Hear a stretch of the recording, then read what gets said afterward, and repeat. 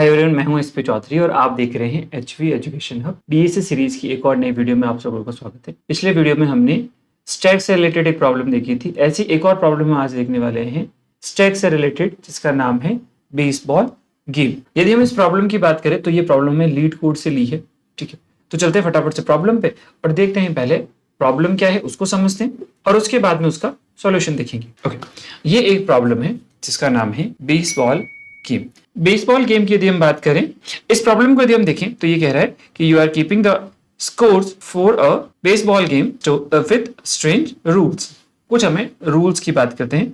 Eight the beginning of the game you start an empty record. Starting में हमें खाली record से शुरुआत करनी है और कुछ रूल्स को फॉलो करते हुए हमें इसका जो स्कोर है वो कैलकुलेट करना है। बहुत सिंपल सा गेम है। अब इसके अंदर क्या करना है, you are given a list of string. हमें कुछ स्ट्रिंग्स दे रखी होगी जिसमें हमें रूल्स दिए हुए होंगे सारी चीजें। स्ट्रिंग का नाम है यहाँ पर ऑपरेशंस, वेयर ऑपरेशंस ऑफ आई, यानी उस लिस्ट की हर एक इंडेक्स पे, आयत इंडेक्स पे कोई ना कोई एक ऑपरेशन लिखा हुआ है, चाहे उसमें रिकॉर्ड दिया हुआ हो सकता है या कोई रूल दिया हुआ हो सकता है। अब यहां पर यदि हम बात करें तो फर्स्ट हमें एक इंटीजर है रिकॉर्ड को स्टोर करने के लिए। फर्स्ट यदि हमें कोई एक इंटीजर, हालांकि वो स्ट्रिंग में दिया होगा, लेकिन यदि कोई नंबर दिया हुआ होता है ना, एन इंटीजर होता है x, तो इसका मतलब है कि हमें एक रिकॉर्ड दे रखा है। ठीक है, एक नंबर दे रखा होगा, लेकिन होगा वो भी स्ट्रिंग के फॉर्म के अंदर। जैसे इस तरह से हो सकता है 5 या इस तरह से हो सकता है 15। तो इस तरह का एक नंबर दिया हुआ है, लेकिन होगा नंबर स्ट्रिंग इंटीजर का स्ट्रिंग के फॉर्म में। दूसरा चीज क्या होगी सर, दूसरा हमें प्लस दे रखा होगा। यदि हमें प्लस दे रखा हो तो क्या करना है, ये कह रहा है कि record a new score that is some of the previous 2 records. यानी जब भी प्लस आ जाता है इसका मतलब पिछले 2 रिकॉर्ड्स को ऐड करके एक नया रिकॉर्ड बनाना है। ठीक है, नेक्स्ट आता था है डी। यदि हमारे पास डी आता है तो क्या करेंगे, तो डी आता है तो हमें एक नया रिकॉर्ड बनाना है, वो भी पिछले वाले रिकॉर्ड का डबल। जैसे हमारा पिछला रिकॉर्ड यदि 15 होता है तो हमारा अगला रिकॉर्ड 30 होगा। ठीक है, और नेक्स्ट आता है सी।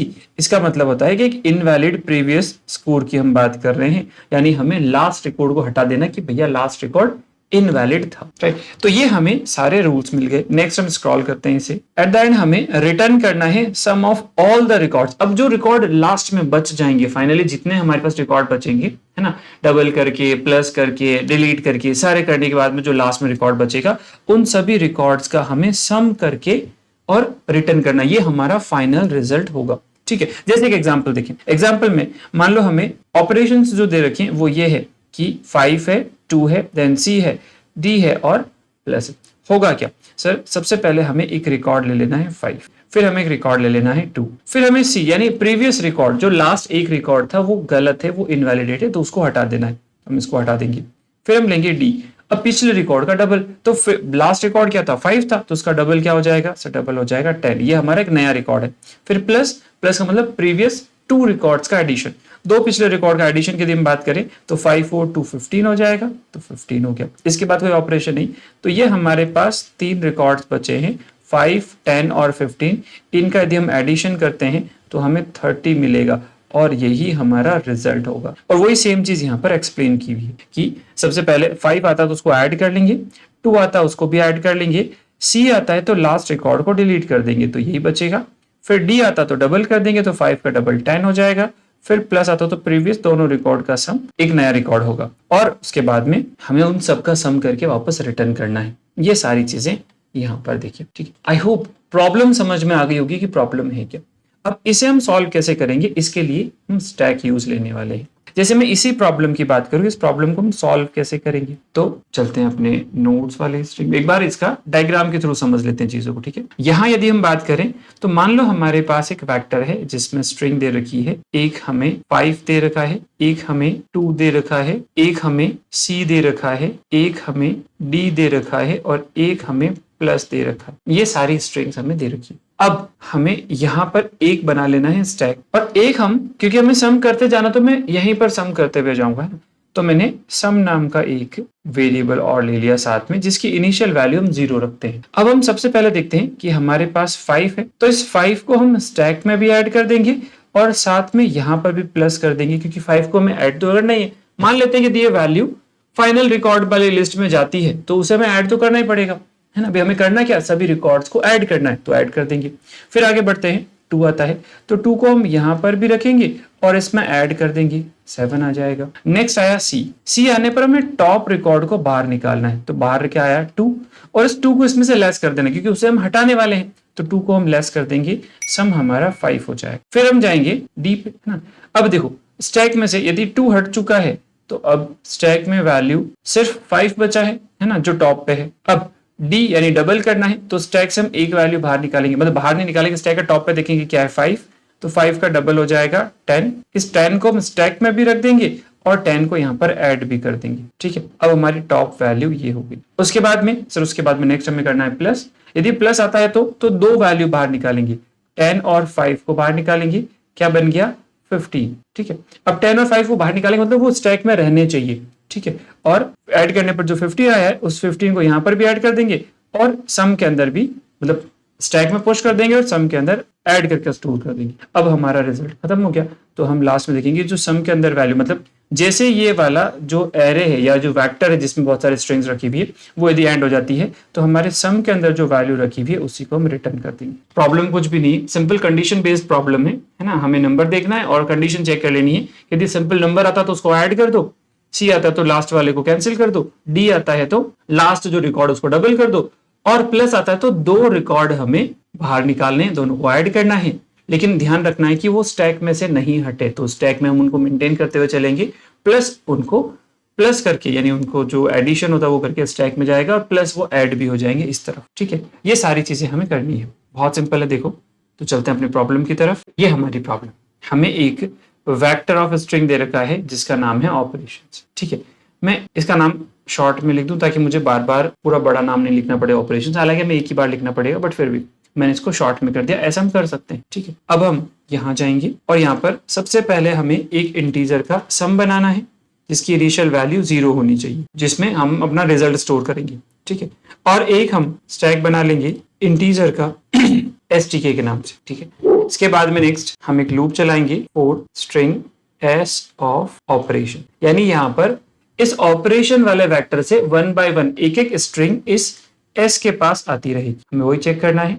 सबसे पहले हम चेक करेंगे कि यदि s के पास जो स्ट्रिंग है वो c होती है तो क्या करेंगे। तो उस केस में हमें स्टैक से एक वैल्यू टॉप मतलब पॉप करनी है, तो टॉप वैल्यू को डिलीट करने के लिए सबसे पहले हम स्टैक में से पॉप कर देंगे। अब यदि मैंने पॉप कर दिया तो वैल्यू डिलीट हो जाएगी, लेकिन उसको हमें माइनस भी तो करना है सम के अंदर से, तो हम यहाँ पर उसे पहले किसी ए में स्टोर कर लेते हैं, ठीक है। स्टैक के टॉप पे जो वैल्यू रखी है उसको ए में रख दिया और सम में से हम माइनस कर देंगे ए, और वापस जो रिजल्ट आएगा उसको सम में स्टोर कर देंगे, इसलिए मैंने माइनस इक्वल्स टू यूज ले लिया। ये कब करेंगे सर, जब सी के अंदर मतलब स्ट्रिंग के अंदर सी होगा, नहीं तो एल्स इफ में जाएंगे। नेक्स्ट चेक करेंगे, नेक्स्ट कंडीशन चेक करेंगे कि यदि एस स्ट्रिंग के अंदर डी आता है तो हमें डबल करना है प्रीवियस रिकॉर्ड को, तो सेम वही हम प्रीवियस रिकॉर्ड को लेंगे, उसे डिलीट नहीं करना है, उसे सिर्फ बाहर निकालना। मैंने कॉपी पेस्ट कर लिया है यहाँ पर, ए के अंदर बाहर निकाल देंगे और इसे डबल कर देना है। तो हम ये कह सकते हैं कि सम के अंदर स्टोर कर देंगे